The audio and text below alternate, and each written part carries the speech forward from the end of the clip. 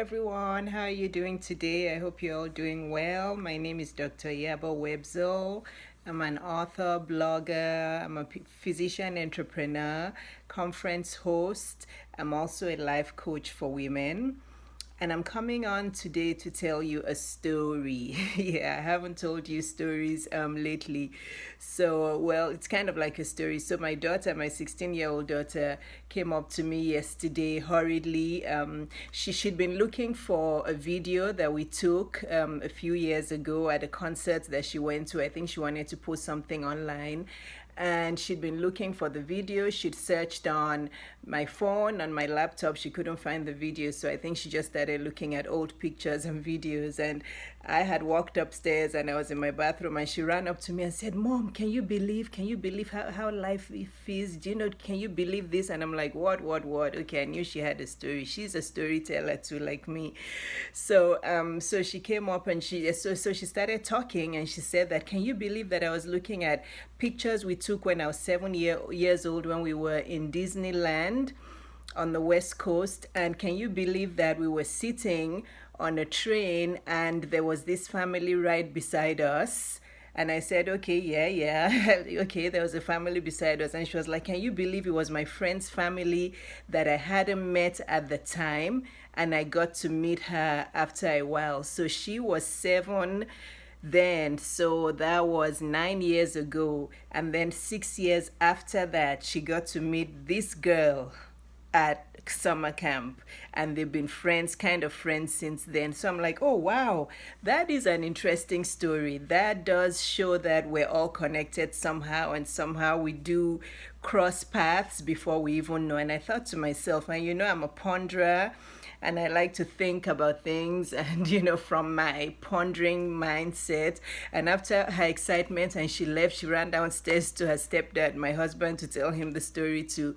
I just started to ponder about it. I'm like, that there's a lesson in that, and I'm going to do a video on that, because it just shows that, and I feel there's two lessons. There's probably more that you can derive from that, because she'd never, if she wasn't looking at the pictures now, she wouldn't have realized that she had actually encountered this girl and her family, and they were sitting right next to us at Disneyland on some, I don't know, she said train or trolley or bus, on some kind of something that was moving us from somewhere to maybe a shuttle.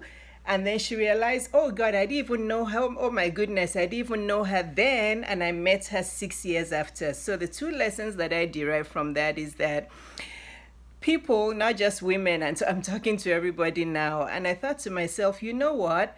The person that is going to help you with something, who is going to inspire you or change your life in some way, even if it's not you, it could be your kids or your grandkids.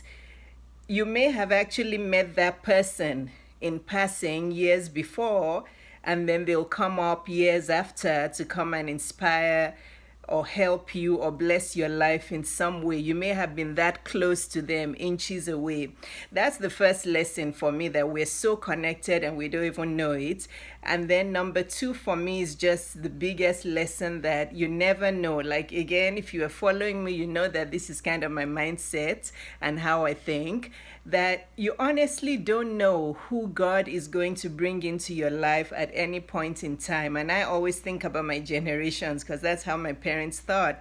They always talk about generations before and before and before and all that. And for me, I always think about my kids and my grandkids and great grandkids and many generations to come, that whatever I do now, knowingly or unknowingly, is going to bless those generations to come. And that's why I always do everything according to my book of life. I'm not an overly religious person, but you'll have to bear with me. I believe in the Bible. I'm a Christian. I'm a Jesus follower, and that's my book of life.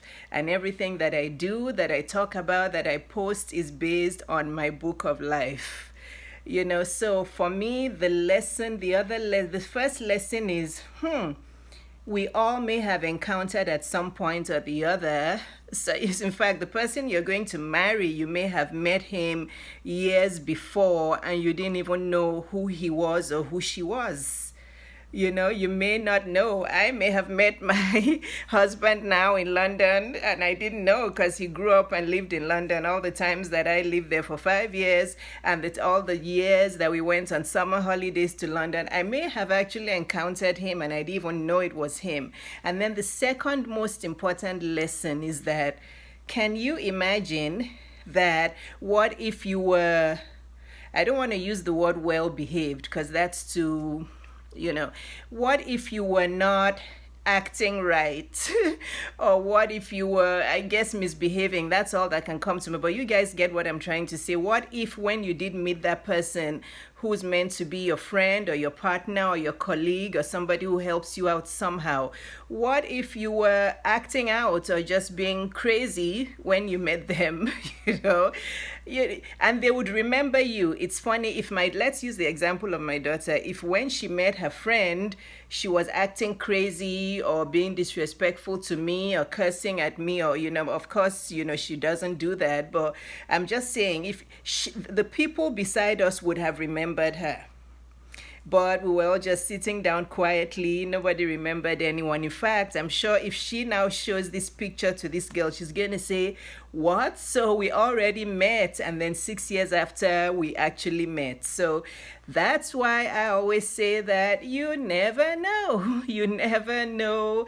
It could be the very people or the very person that you're thinking is not worthy of whatever that God is going to bring back to your life at some point, to be something really important in your life. So that's why for me, and somebody just sent me a message on my social media about what I posted about what if an atheist is talking, or what if you're a Democrat and a Republican is talking, and they're talking. I just told you now that I'm a Christian, but if an atheist walks up to me and they start telling me about, what, let me teach you some wise words, or let me teach you, and they tell me first that they're atheist, but then they start saying, oh, let me teach you some wise words. Do you know that we shouldn't do this to each other? Do you know that the reason I became an atheist was because I thought the church was, not teaching good things, or there was a lot of hypocrisy in the church? Would I just say, oh, no,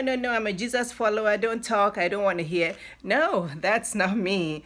That may be other people, but that's just not me. I would listen to what they have to say, because that's how we grow. That's what Christ would do. Christ would listen to everybody, so I would listen, because all those things are labels, and everybody has their own unique story. That person became an atheist because of some story that we don't know, so I would never judge them. But because he or she comes up to me and says, I'm an atheist, I'm not a Christian, but do you know what? I want to tell you some stories of what I learned and what I think. I would listen to them, as long as I have a boundary of disrespect. If the atheist comes up to me and calls me a demeaning name, or calls me a name that is judging me, I would not give him my space. So those are the boundaries I have. If you're respectful, and if you're saying things that make sense, and you're saying biblical things, so what if you're atheist? So what if you call yourself atheist? So what if you're Republican and I'm Democrat? And I'm neither. People who know me, my family, my friends, they know that I'm neither Democrat nor Republican. I vote based on what the issues and the person and their history and how they treat all of mankind. I'm not going to vote because you're advocating for black people, or you're advocating for white people. You have to be advocating for everybody, and you have to be advocating for women's rights, and for poor people all over the world, and for the handicapped and gay people. For me, we are all equal. So anyway, this talk is going into other things, but that's how I think, that's how I ponder. Before I post anything, before I say anything, I think about what would Christ do. If I'm a Democrat and a Republican is saying, respect is very important, and you guys know the post I'm talking about, but yeah, that post created a lot of reaction from people, which is fine. I'm open to dialogue. but I'm not open to disrespectful dialogue. You can argue with me, we can have a discussion, but once you start calling me names, as you start telling me I'm a problem and all that, that's it for me. I have my boundaries. I'll listen to whatever you have to say and we'll discuss it, and we don't have to agree. You know, you don't agree with everything with your parents, you don't agree with everything with your kids, you don't agree on everything with your spouse, but you can do it in a loving, steadfast, respectful way. It doesn't have to come down to name calling and telling people they're a problem or they're, so, but anyway, wisdom comes with age. I'm not trying to tell you how to act, but I will continue to use my platform to leverage and promote unity amongst everybody. For me, wrong is wrong, no matter who does it. Right is right, no matter who does it. I leave the judging to God. He's responsible for that. He just put us all here on earth as his stewards, and he said we should be kind, be good, be respectful to people, and we should do everything for his grace to be known to people, for his love to be known to people. So that's my job. I'm just here to let everybody know that God is forgiving. He's all loving. No matter who you are or what you've done, he'll forgive you.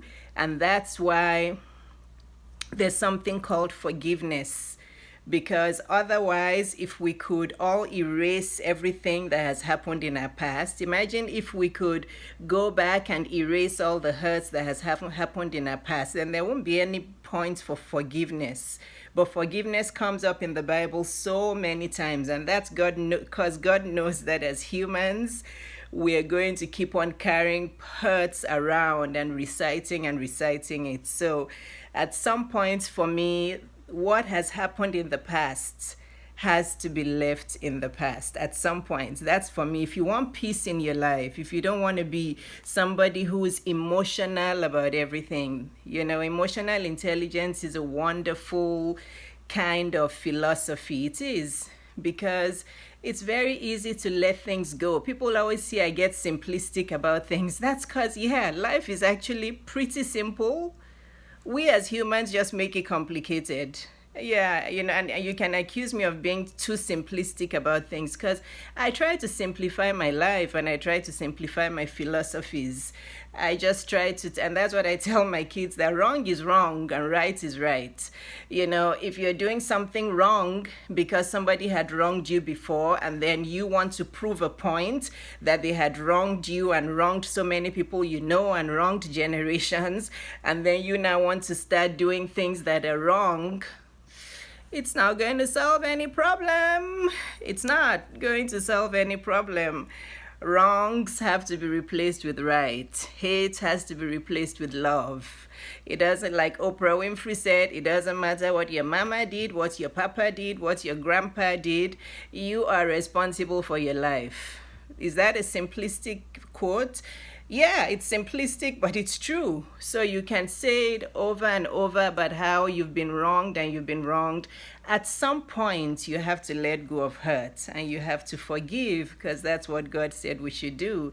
And then people will see you living out how Christ would live, and you would become a light in the world. But anyway,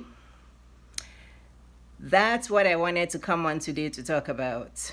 It's a very deep kind of thinking, but I just thought there's a lesson in this, and I'm going to put it out there. Imagine if somebody you're going to meet in 6 years' time, you've actually already sat beside them on a bus, and you're going to be friends with them, or that may be the person you're going to marry, and you've already met them.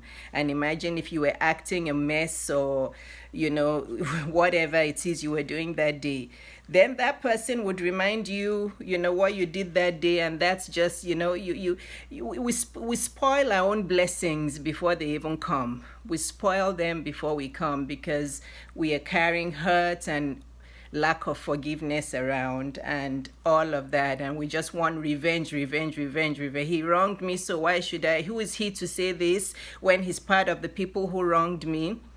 Guys, how about you just live a simplistic life and you open the book of life, the Bible, and just do what it says, and then you will not need to give yourself so much heartache. But anyway, all this comes with age and wisdom. I probably wasn't thinking like this when I was in my 20s and 30s, but the sooner you know, the better for you. Okay?